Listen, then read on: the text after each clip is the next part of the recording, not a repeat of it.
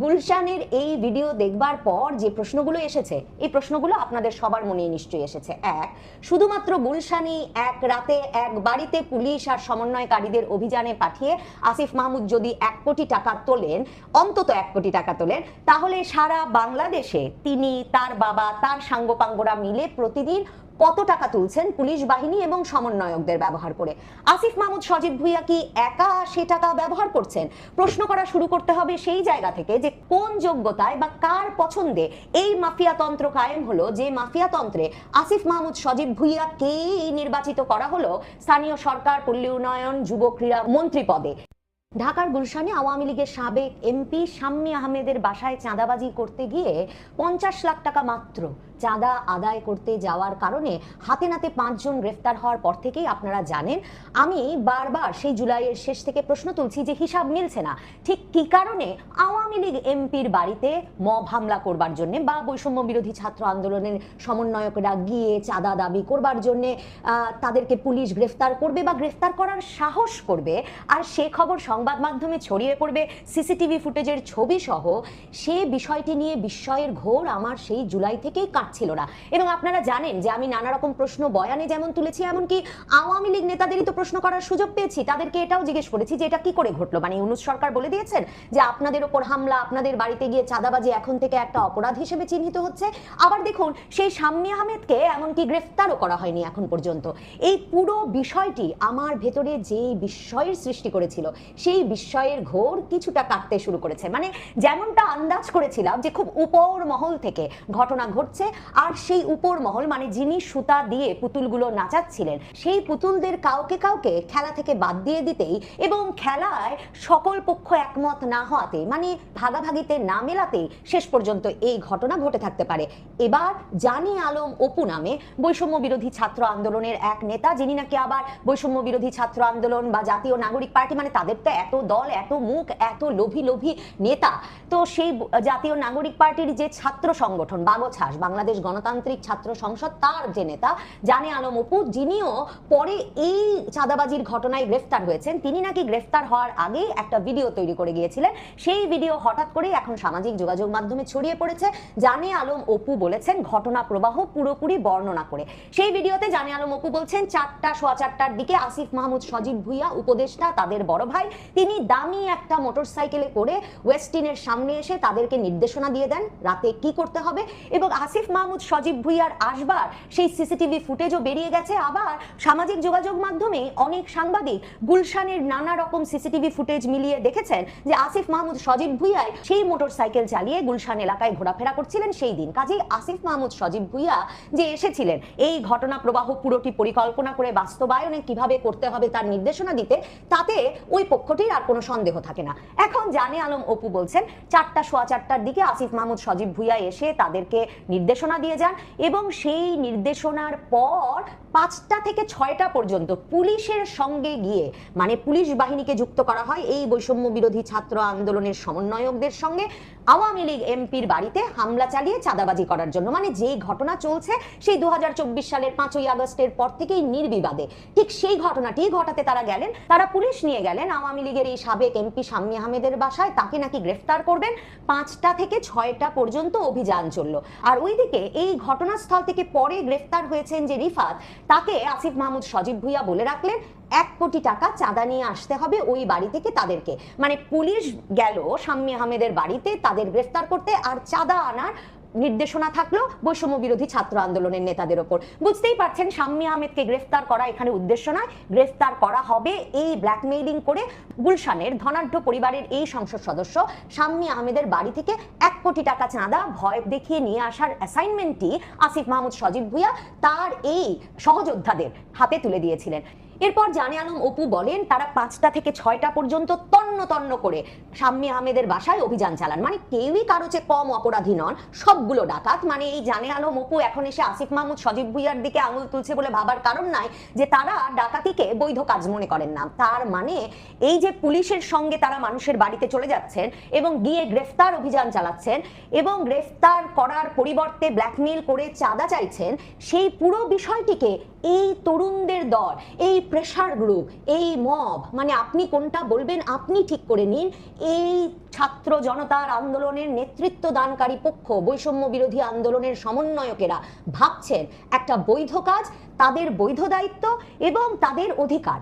কাজেই জানে আলম অপু, রিফাত এরা গিয়েছিলেন ওই বাড়িতে ডাকাতি করতে 5টা থেকে 6টা পর্যন্ত। খুব গুরুত্বপূর্ণ যে পয়েন্টটি সেটি হচ্ছে, জানে আলম অপু বললেন আমাদের নাকি জিজ্ঞেস করা উচিত এখন যে ওই বাড়িতে গিয়েই তারা বুঝলেন শাম্মী আহমেদ একটু আগেও ছিলেন ওখানে, তার কানের হেডফোন, তার ফোন, তার ব্যবহার্য নানা জিনিসপত্র নাকি ওই বাড়িতে ছড়িয়ে আছে, মানে বেচারা শাম্মী আহমেদেরই বাড়ি, কাজেই ছড়িয়ে থাকতেই পারে। কিন্তু এই তরুণেরা গিয়েই বুঝলেন যে কারো একটা ফোন পেয়ে ওই সাবেক এমপি তখনই পালিয়ে গেছেন। এখন জানে আলম অপু বলছে আপনারা প্রশ্ন করে দেখেন যে কে তাদেরকে পালিয়ে যেতে বলল।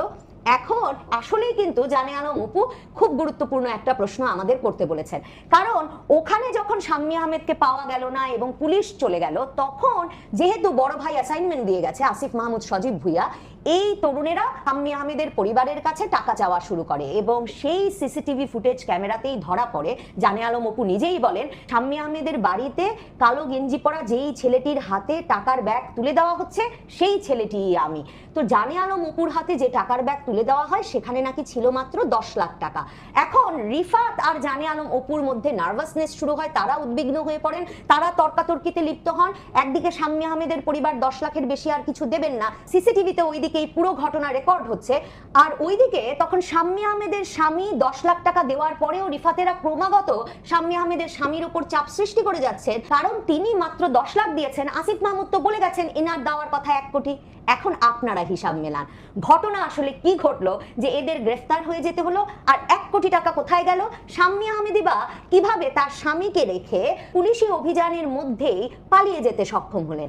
ঘটনা ঘটেছে আসলে, আমার যেটা এই ভিডিও দেখে একেবারে দৃঢ় ধারণা সেটা হচ্ছে 1 কোটি টাকা চলে গেছে বড় ভাইয়ের হাতে, এবং বড় ভাই একদিকে এদেরকে দায়িত্ব দিয়েছেন টাকা তুলে নিয়ে যাওয়ার, অন্যদিকে শাম্মী আহমেদের সঙ্গে মানে সাবেক এই আওয়ামী লীগ এমপির সঙ্গে বড় ভাইয়ের একটা সংযোগ স্থাপন হয়ে যাওয়ার ফলে বড় ভাইয়ের কাছে পৌঁছে গেছে 1 কোটি বা তারও বেশি টাকা। এবং তখন ফাঁদ পাতা হয়েছে বৈষম্য বিরোধী ছাত্র আন্দোলনের এই নেতাদের ধরিয়ে দেবার জন্য, এটা জেনে শুনে যে শাম্মী আহমেদের বাড়িতে সিসিটিভি ফুটেজ আছে এবং তাদেরকে ধরিয়ে দেওয়া গুরুত্বপূর্ণ, কারণ এই ব্যক্তিরা না হলে শাম্মী আহমেদের বাড়িতে ঝামেলা করতেই থাকবেন এবং এরা প্রত্যেকে জানেন আসিফ মাহমুদ তাদেরকে 1 কোটি টাকা তুলতে এনেছেন, কাজেই এদেরকে অপরাধী সাজিয়ে দিলে আসিফ মাহমুদের কাছে যে টাকা চলে গেছে আর সেই টাকা দিয়ে যে তিনি শাম্মী আহমেদকে মুক্ত করে দিয়েছেন, আর শাম্মী আহমেদের বাড়ির সিসিটিভি ফুটেজ ক্যামেরায় ধরে এদেরকে গ্রেফতার করিয়ে ভোর 4টায় এসে যে তিনি পুলিশ বাহিনী সহ তাদেরকে শাম্মী আহমেদের বাড়িতে পাঠিয়েছিলেন, এই পুরো গল্প ধামাচাপা পড়ে যাবে, সেটা পরিকল্পনা করেই আসিফ মাহমুদ সজীব ভুইয়া এই দারুণ গল্প সাজিয়েছিলেন। মানে সরকারও কেমন ন্যায়পরায়ণ হয়ে উঠেছে, কেমন ন্যায় বিচারের বাংলাদেশ এই তরুণেরা চান দেখুন। তখন হাতে নাতে ধরা পড়ে গেলেন এই 4-5 জন, আর এরপর বৈষম্য বিরোধী ছাত্র আন্দোলনের সব কমিটি সারা বাংলাদেশে বাতিল করে দেওয়া হলো। কিন্তু তাতে কি তারা মগবাজি থামিয়েছেন? আজকেও পত্রিকায় দেখছিলাম বৈষম্য বিরোধী ছাত্র আন্দোলনের কিশোরগঞ্জ জেলার সাবেক নেতারা, মানে কমিটি তো বাতিল হয়ে গেছে, কাজে এখন তারা সাবেক নেতা, সেই সাবেক নেতারা বিএনপি নেতা অ্যাডভোকেট ফজলুর রহমান যাতে আর কোনোভাবে কিশোরগঞ্জে ঢুকতে না পারেন সে বিষয়ে আলটিমেটাম দিয়েছেন। মানে তারা এখন নতুন পরিচয়ে মব চালিয়ে যাচ্ছেন, কারণ মবের গুরুরা তো সরকারেই বসে আছেন। এখন জানে আলম অপুর এই দারুণ ভিডিও যদি প্রকাশ না পেত তাহলে কি মডেলে তারা কাজ করছেন সেটা বোঝা মুশকিল হতো। আমার মনে গুলশানের এই ভিডিও দেখবার পর যে প্রশ্নগুলো এসেছে, এই প্রশ্নগুলো আপনাদের সবার মনেই নিশ্চয়ই এসেছে। 1, শুধুমাত্র গুলশানি এক রাতে এক বাড়িতে পুলিশ আর সমন্বয়কারীদের অভিযানে পাঠিয়ে আসিফ মাহমুদ যদি 1 কোটি টাকা তোলেন, অন্তত 1 কোটি টাকা তোলেন, তাহলে সারা বাংলাদেশে তিনি, তার বাবা, তার সাঙ্গপাঙ্গরা মিলে প্রতিদিন কত টাকা তুলছেন পুলিশ বাহিনী এবং সমন্বয়কদের ব্যবহার করে? আসিফ মাহমুদ সজীব ভুইয়া কি একা সে টাকা ব্যবহার করছেন? প্রশ্ন করা শুরু করতে হবে সেই জায়গা থেকে যে কোন যোগ্যতায় বা কার পছন্দে এই মাফিয়াতন্ত্র কায়েম হলো, যে মাফিয়াতন্ত্রে আসিফ মাহমুদ সজীব ভুইয়াকেই নির্বাচিত করা হলো স্থানীয় সরকার, পল্লী উন্নয়ন, যুব ক্রীড়া মন্ত্রী পদে, এবং তারপর থেকে তিনি যেসব অন্যায় অনাচার ক্রমাগত করে যাচ্ছেন, স্থানীয় সরকার মন্ত্রণালয়ের লুটপাট, ঠিকাদারি, পদ পদায়নের কথা তো বাদই দিলাম, দিলাম, অন্যত্র তিনি যেভাবে মানি মেকিং মেশিনটা পরিচালনা করছেন, যে কথা আগেও বৈষম্য বিরোধী ছাত্র আন্দোলনের নেত্রী উমামা ফাতেমা পরিষ্কার বলেছিলেন যে হেয়ার রোড থেকে এই মানি মেকিং মেশিন পরিচালিত হচ্ছে। আসিফ মাহমুদ সজীব ভুইয়ার তোলা টাকা কি তিনি একাই খাচ্ছেন? ভাববার কোনো কারণ আছে? পুলিশ বাহিনীকে পাঠিয়ে আসিফ মাহমুদ রাতে রাতে দিনে দিনে যে টাকা তুলছেন সে টাকার ভাগ স্বরাষ্ট্র উপদেষ্টা, পুলিশ প্রশাসন, আইন উপদেষ্টা আর কেউ ভাগ পাচ্ছেন না? নাকি পুরো উপদেষ্টা পরিষদের মধ্যে একেবারে বৈষম্যবিহীন ভাবে সমান ভাগে ভাগ হচ্ছে এটি? এই মানি মেকিং মেশিনের পুরো বিস্তারিত যদি না জানা যায়, এই মাফিয়া তন্ত্র যে সারা বাংলাদেশে এরা কায়েম করেছেন তার কোন টাকা কোথায় যাচ্ছে তা যদি বোঝা না যায়, তাহলে এই বাংলাদেশে নির্বাচন হবে, এই সরকারের মেয়াদ বা এই সরকারের আমল শেষ হবে, অন্য কোনো সরকার ক্ষমতায় আসবে, সে আশায় গুড়ে বালি। আর ভাবুন তো ঠিক কেন এই সময়ে হঠাৎ আজকের দিনে এই ভিডিওটি ছড়িয়ে পড়লো সামাজিক যোগাযোগ মাধ্যমে, যেখানে অনেকেই বলছেন, অনেক সাংবাদিকেরাও বলছেন জানে আলম অপুর ভিডিওটি নাকি তাদের কাছে 14-15 দিন আগে থেকেই ছিল। আমার মনে হয় এই ভিডিওটি যে ছড়িয়ে পড়লো তার সঙ্গে একটা সরাসরি সংযোগ আছে আসিফ মাহমুদ সজীব ভুইয়া সরকার থেকে বেরিয়ে এসে নির্বাচন করবেন সে কথা বলা, তার একথা বলা যে তিনি নির্বাচন করবেন তবে হয়তো জাতীয় নাগরিক পার্টি বা এনসিপি থেকে করবেন না, তার মানে তিনি বিএনপি থেকে নির্বাচন করবেন। এবং এই যে আসিফ মাহমুদ সজীব ভুইয়া বললেন তিনি কুমিল্লায় মানে স্থানীয় রাজনীতিতে যাবেন না, তিনি ঢাকার এমপি হতে চান, তার এই প্রত্যেকটি বিষয়ের সূত্র মেলালে বুঝতে অসুবিধা হয় না ঠিক কেন এখনই এই ভিডিওটি ফাঁস হতে হলো।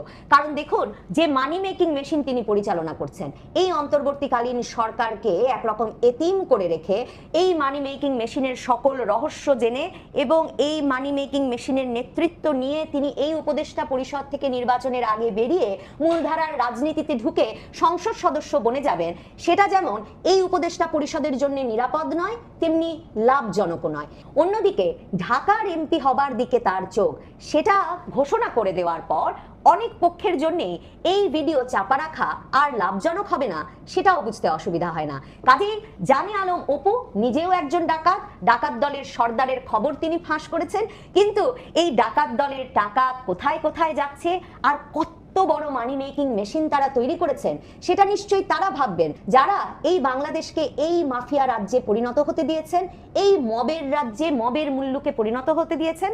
কিন্তু শব্দ। আশা করি বিষয়টি বুঝতে পেরেছেন। এই নিয়ে আপনার গুরুত্বপূর্ণ মন্তব্যটি অবশ্যই কমেন্ট বক্সে জানিয়ে দিবেন। ধন্যবাদ।